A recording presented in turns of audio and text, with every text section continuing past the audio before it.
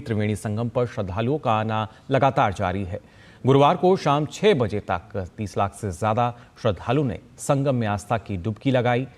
वहीं अगर बात की जाए 45 दिनों तक चलने वाले इस महाकुंभ में पिछले 6 दिनों के अंदर ही 7 करोड़ से अधिक भक्तों ने त्रिवेणी संगम, गंगा, यमुना और रहस्यमय सरस्वती नदियों के पवित्र संगम पर पवित्र डुबकी लगाई है।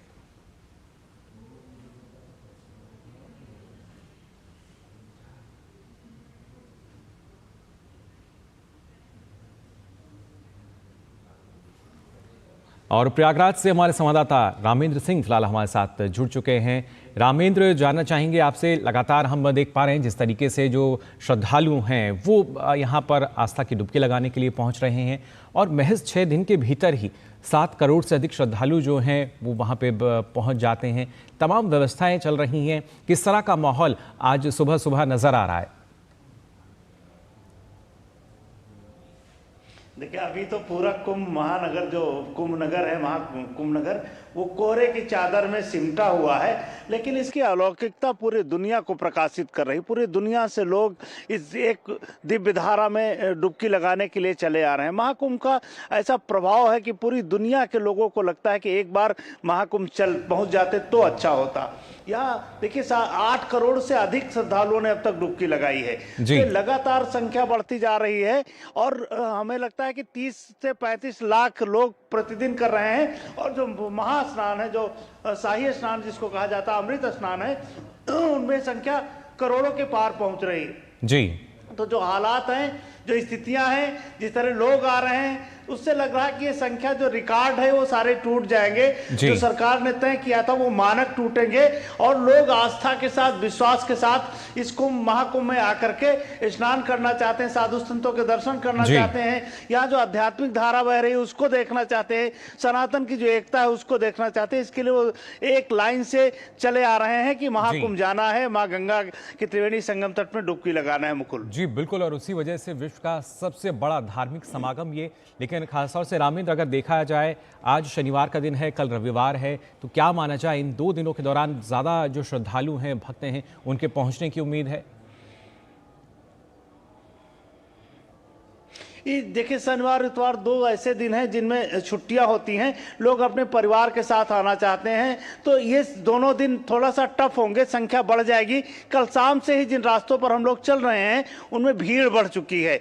जो परसों जिस तरीके की स्थितियां थी उससे विपरीत होती जा रही हैं। पुलों पर भीड़ दिखने लगी, शाम से ही रास्तों में भीड़ दिखने लगी है।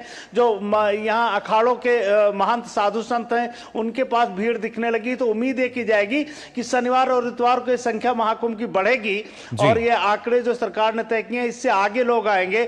जिस तरीके से पूरी देश दुनिया और सभी प्रदेशों से लोग आ रहे हैं उसको देखते हुए लगता है कि ये संख्या बढ़ेगी। और सभी स्टेट के जो वो हैं उन्होंने बनाया है, यहाँ काउंटर लगाए हैं, लोगों के आने की व्यवस्था की है, अपने जो प्रदेश की मुख्य चीजें हैं उनको प्रदर्शित किया। तो इस तरीके पूरे प्रदेश जुड़े हैं और देश दुनिया के तमाम लोग इस महाकुंभ से जुड़े हुए हैं। मुकुल बिल्कुल रामेंद्र, और जिस तरीके से, क्योंकि कहीं ना कहीं ठंड का मौसम है और आप बता भी रहे हैं, आपके पीछे हम देख भी पा रहे हैं कि जो पूरी तरीके से कोहरे की चादर नजर आ रही है, लेकिन बावजूद इसके लगातार शायद श्रद्धालु के पहुंचने का जो तांता है वो जारी है। देखिए, ठंड इस धार्मिकता को या आध्यात्मिकता को रोक नहीं पाएगी। और हमेशा कुंभ जब प्रयागराज में होता है तो सर्दी के मौसम में होता है। यहाँ कल्पवासी, लाखों कल्पवासी कल्पवास करने आते हैं। ठंड उस समय भी होती है जब नदी के किनारे रहना होता है, नदी के पानी से ही स्नान करना होता है, उसी से भोजन बनाना होता है। तो ये सोच के आते हैं कि ठंड का मौसम है और ठंड तो होगी ही, लेकिन इस ठंड कोई प्रभाव नहीं छोड़ पा रही। जिनको आना है, जिन्होंने तय किया है वो महाकुंभ की धरती पर आएंगे, माँ गंगा में डुबकी लगाएंगे।